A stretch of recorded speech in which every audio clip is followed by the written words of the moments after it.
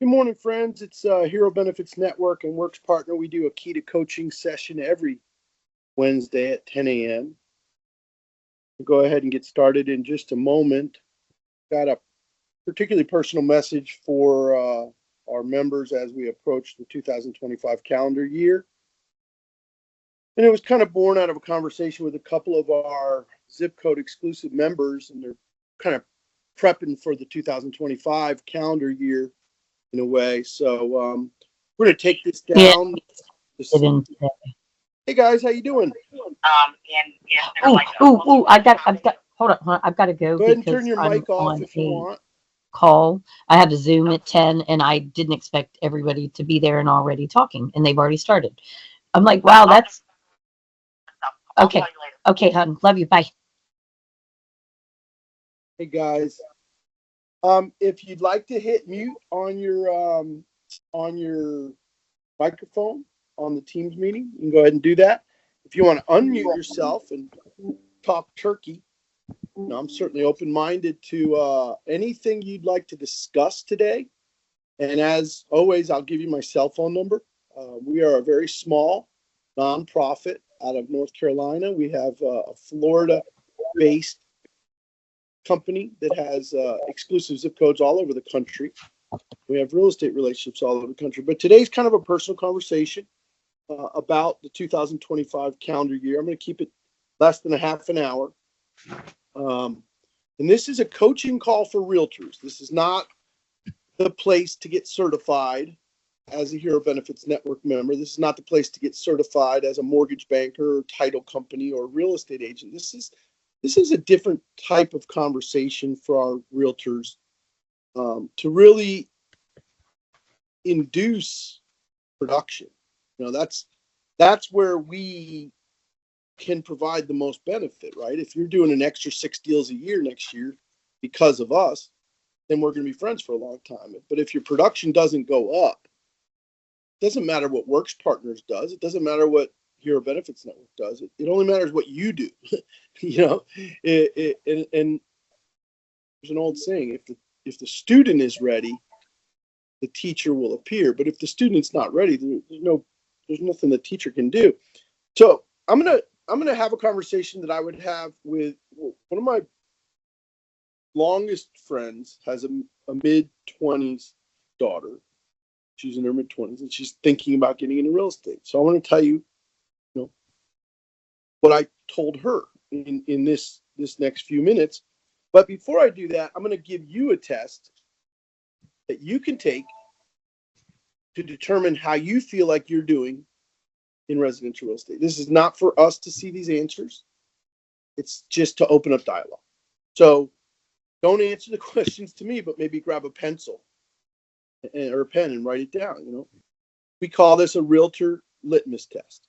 And whether you're in the business 2 weeks, 2 months, or 2 years, 10 years, 20 years, this is still going to be the number one way you could tell how you're doing in real estate. How many listings do you have today? That answer is 0, 1, or 1 pending file. You're already dead in the water. You just don't know it. How many listings have you taken in the past 90 days? That's not at least 3 to 5 to 7 to 9, getting into that range. I would tell my daughter she's barking up the wrong tree. She's climbing the ladder towards buyers and she's not climbing the ladder towards listings. And we've got to make that shift in her real estate career or we're going to be dead in the water. How many listings year to date? So in the whole of 2024, how many listings did you take? This is a great way to know if a realtor is a wandering generality, meaning just kind of wandering around bumping into shit, or if a realtor is making a concerted effort with passion and conviction in their career. So you say to them, do you have an income goal for 2025? You have a specific income goal. Another thing that we like to do is to then qualify that. Is that 100% from residential real estate commissions? Are you thinking you're going to make $150,000 a year in real estate, or are you making $150,000 but 50 of it is from a different career or a different passive income stream. What percentage of that income in your goal is from residential real estate commissions? And this is where the rubber meets the road in coaching. You know, if someone doesn't have a goal, it's just debilitating. It's there's nowhere to go. You know, there's nothing to do.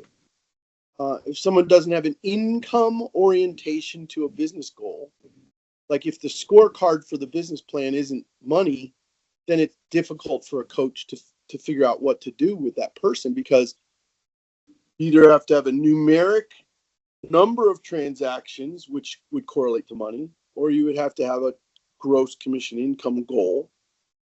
And then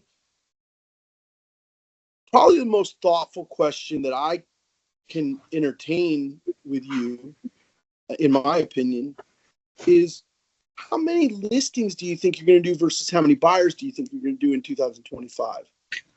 And if that question doesn't resonate with you, nothing that I ever do in my career will, because, you know, average agents and emerging agents can make a living on buyers, but you cannot create a sustainable business enterprise that happens to be in residential real estate. You can't build a sustainable business enterprise that has a presence when you're not present.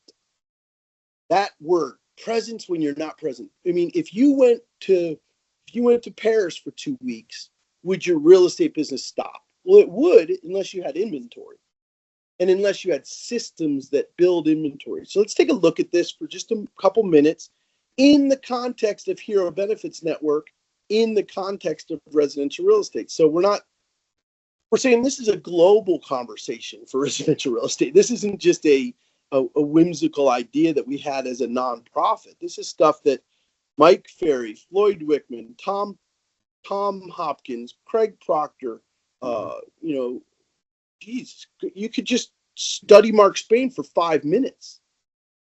Just open up an ad of his. Is it seller oriented or is it buyer oriented? You know, everything that Mark Spain has switched to in 2024 is seller orientation. Now in 2020, 21, and 22, yeah, buyers, fun. 75 buyers agents, great. Let's have fun. But as we approach 2025 and we're getting to know each other better, teaching is about what am I supposed to do? Training is about why am I supposed to do it? And coaching is about when am I going to do it?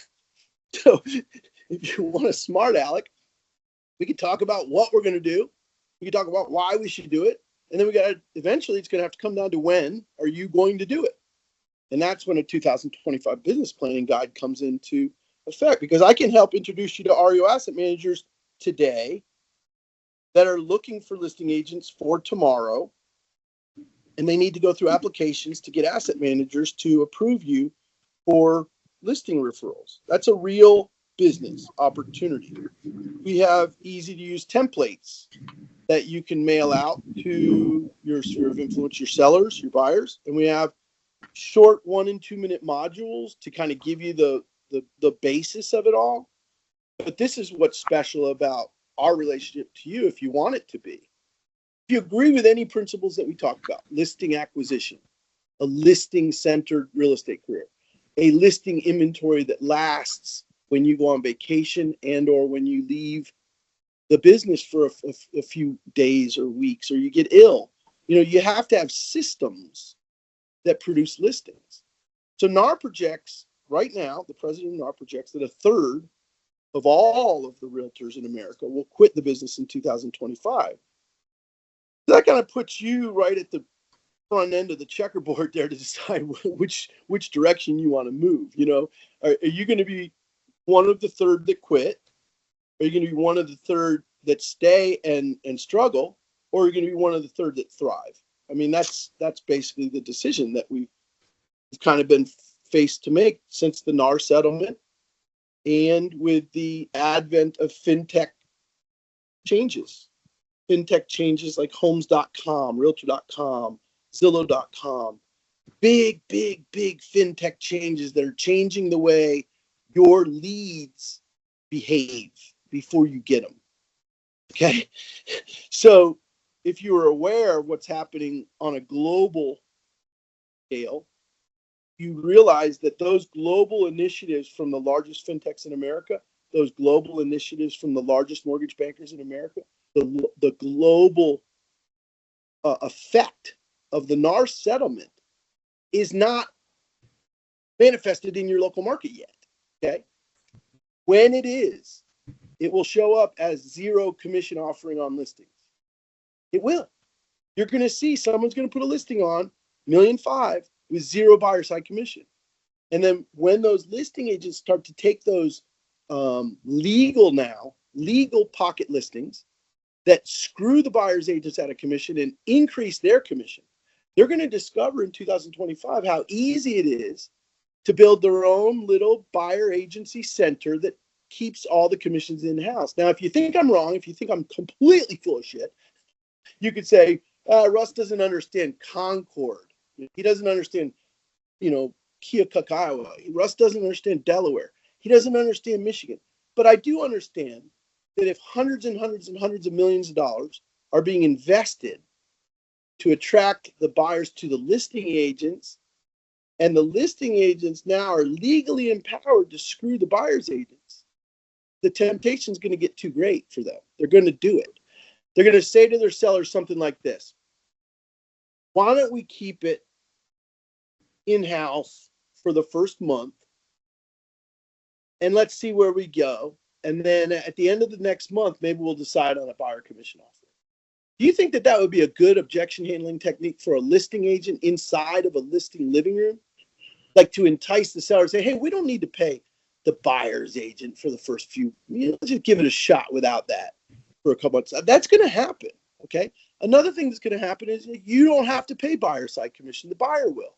That conversation is going to happen in the living rooms with sellers. And those listing agents are going to be dictating the future of your buyer side transaction compensation.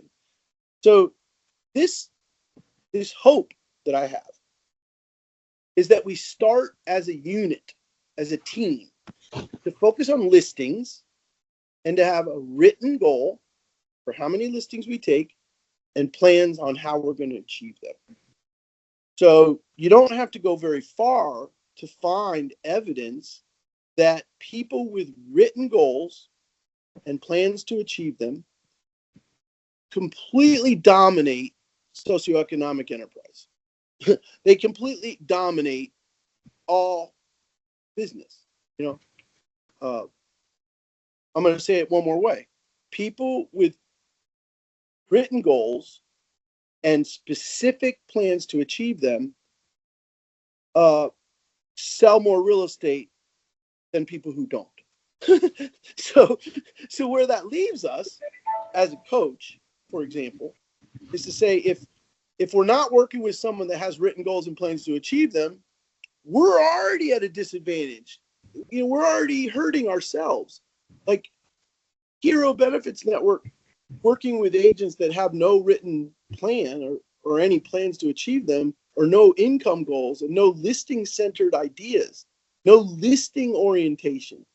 Well, they're not going to be as successful in production as the agents that aren't. So I had presupposed to the board of directors many months ago that there'd be a prerequisite for being involved with Hero Benefits Network. But if you don't have written goals and plans to achieve them, and you're not willing to share those written goals with us, then how the hell could we help you? I mean, how would we help you?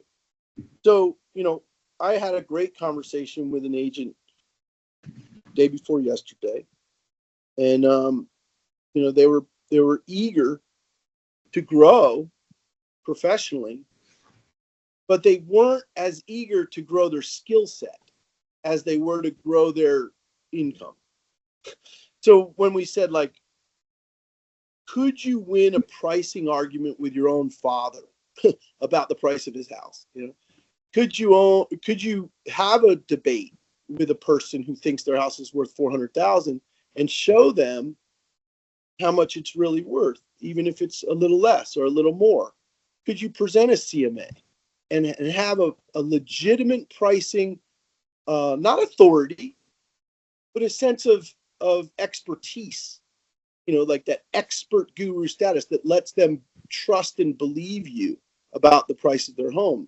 It's not good enough anymore to walk into a house and they say 429 and you said yes. You might have to price it at 399 to get it done, or the demand could be super great in your area. Another thing is, do you comprehend sellers' estimated net proceeds sheets? Can you break down a seller's estimated net proceeds and then convey the net equity position after hero benefits rebates and show them how that math works? See, that's a skill. So let's say somebody came to me and said, my goal is $144,000 a year, 100% from real estate commissions.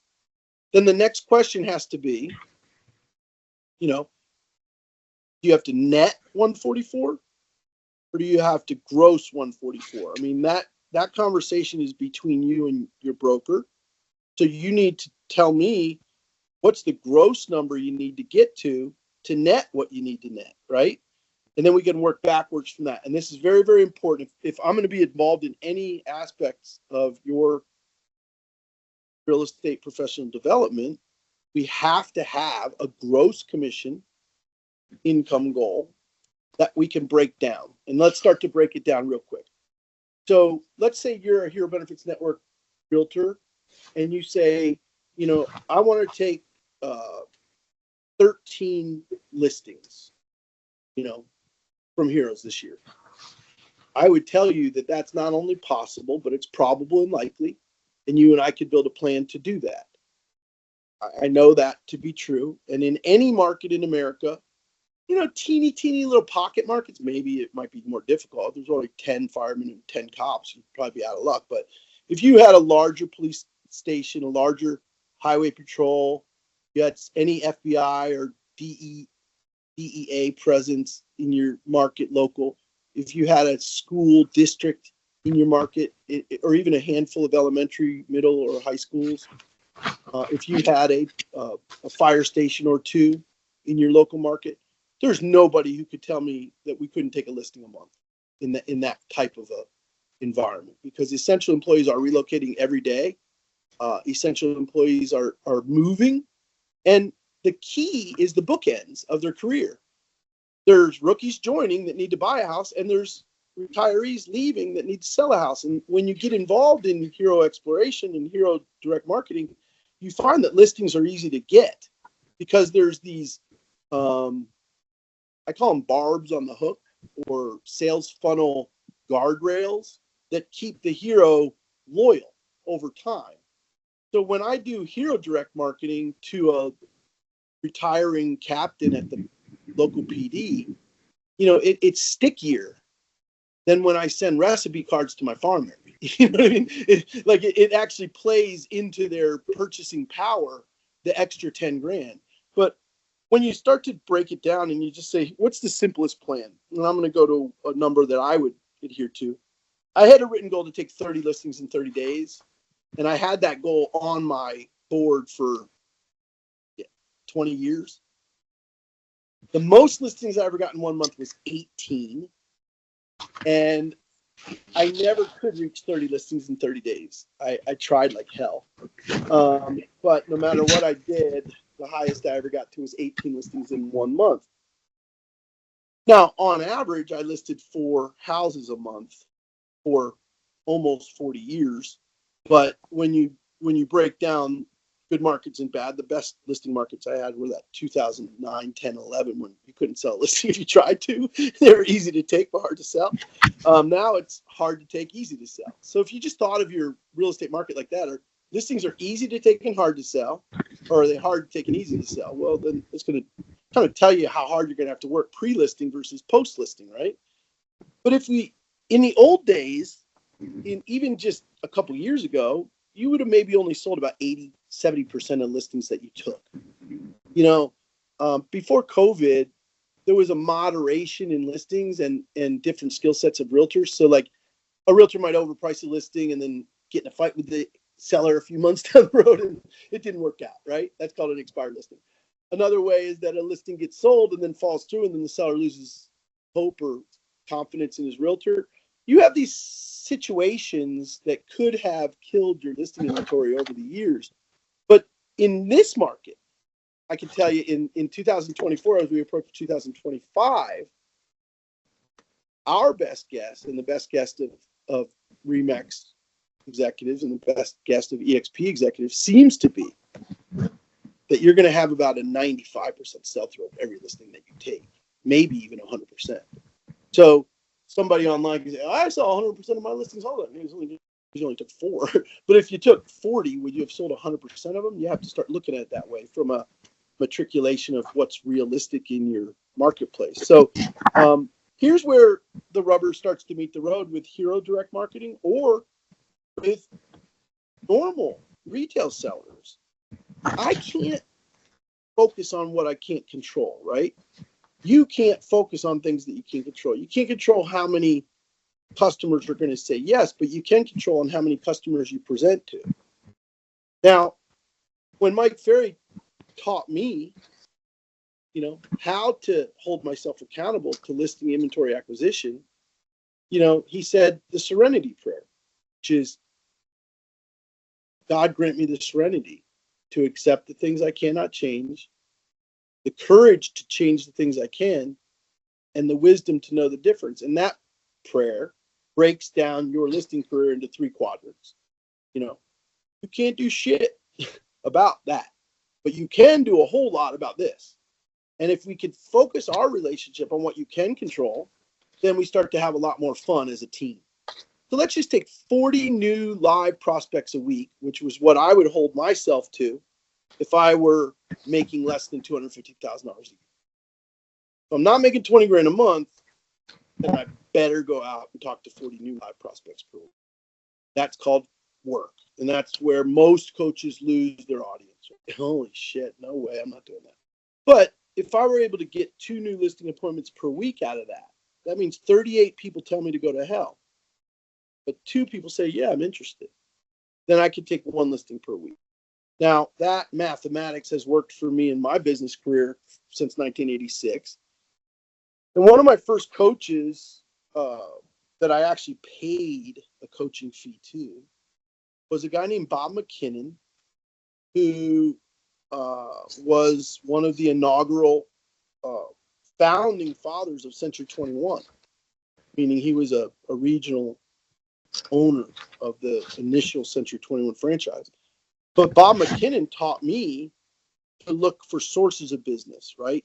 Not a client, but a source of clients. That's when you can start to build a presence when you're not present. So I'm going to skip this little stuff right here and get right to this. So let's decide that you and I together, and I'm just going to I'm picking the number because I'm dealing with a bunch of different scenarios nationally, but if 19 listings was the key to your success in 2025, I would begin to break it down like this. Like, how many come from your farm area? Well, I only needed 3 listings from my farm area to get my goal. How many of your listings are going to come from your sphere of influence? How many listings are going to come from your absentee owner program? How many listings are going to come from for sale by owners or list pendants notifications that happen every day in your market? How many listings are going to come from your expired listings or just sold marketing? How many listings are going to come from your niche, like heroes? So I don't break it down that any one source of business is going to be the exponential success secret pill. If we're going to work together, we're going to break it down by what sources of business are we working together to produce more ordinary results. And I think this layer cake really speaks to the message that I would like to explore with any Hero Benefits realtors that are going to receive free coaching as a result of being a Hero Benefits Network realtor. Or if you're a Works partner sponsored in by an MLO, you get free coaching. So this is an opportunity for us to really embrace a weekly relationship that manifests transaction volume to you. So I'm going to end our session together today on this example. Okay. When I start working with an agent, we start with the same 20 sources of business we do with every agent, right? So are you going to go to the schools? No. Are you going to go to the fire stations? No. Are you going to go to this hospital district? No. What are you going to do? Are you going to go to the Veterans of Foreign War? No. Are you going to go to the American Legion? Do you want to network with, law enforcement officers? You've got to eventually put a flag in the sand and tell us what you want to do if we're going to coach you. But this student here said, you know what I want to do? I want to do a diversified source of business chart that has 5 different sources of business that cumulatively equal 142, but individually they're very easy to achieve. And this is where I think Works Partner and Hero Benefits Network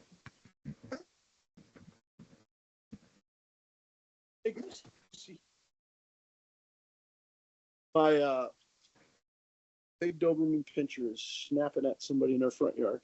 So I'm just gonna walk here and finish this up. As a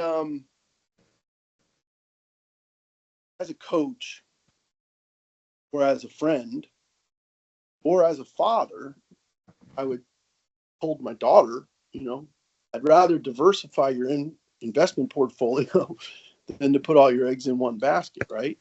So we sat there and we said to your sphere of influence, there's a system for that, right? That system can operate whether you're present or not.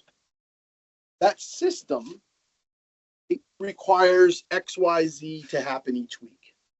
And if X, Y, and Z happen each week, A, B, and C may happen as well. And we expect that A, B, and C will happen 5 times in your sphere of influence because we're basing that on decades and decades and decades of watching realtors, right? If you don't have the stones for sale by owner, take that off of there. But for sale by owner is an objection heavy, rejection heavy gold mine. I get 1 listing for every 10 for sale by owners I talk to for 30 years. We could teach you that system. It's called EBOL, every buy owner list, EBOL system. And you do 12 touches in 3 weeks, and it results in 1 listing for every 10 for sale by owners. Climb up to expired listings. We do a 3-touch system with expired listings that includes a sliding into their DM for our millennials. We slide into their DM, we send them a letter, and we send them a handwritten note. They're touched 3 different ways so that we take our expired listings, okay? But we're only projecting 4 expired listings listed during the entirety of the 2025 calendar year. That's only 1 expired listing executed per quarter. And then because it was a new farm area, this particular agent is following the Farming Fridays formula, which is 2 touches a month for your farm. 1 touch being usually direct mail, and the other touch being digital in nature, and the acquisition of emails, social media, and accessing the farm area through text networking, which is foreign to many, many people. But a lot of farm areas will grow, a lot of farming agents will grow their text network within their farm area to announce what listings come on, what listings sell, what listings close. And sellers sign up for that. They want to know. And then you